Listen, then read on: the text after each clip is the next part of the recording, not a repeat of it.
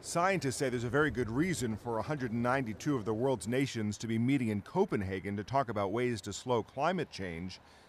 They say the planet is already suffering. The decade 2000-2009 is very likely to be the warmest on record. Some dispute the existence of dangers posed by global warming. I don't know where the cooling is. However, in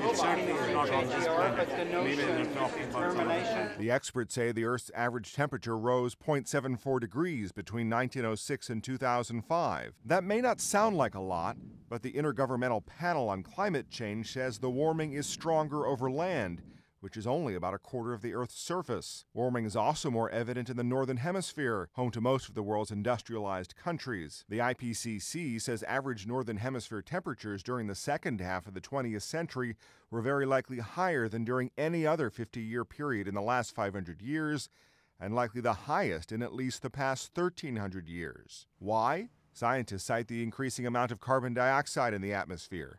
They say the CO2 increases the greenhouse effect, making the Earth warmer. The scientists say changes due to warming are already measurable. This farmer in Kenya says drought has become unbearable. He says there is no food, no water. The Copenhagen summit hopes to slow or even reverse climate change. It has two main goals: agree on how much industrialized nations should reduce their greenhouse gas emissions. An agreement is also expected to include targets for slowing emissions growth by emerging economic powers, including China and India. This is our chance.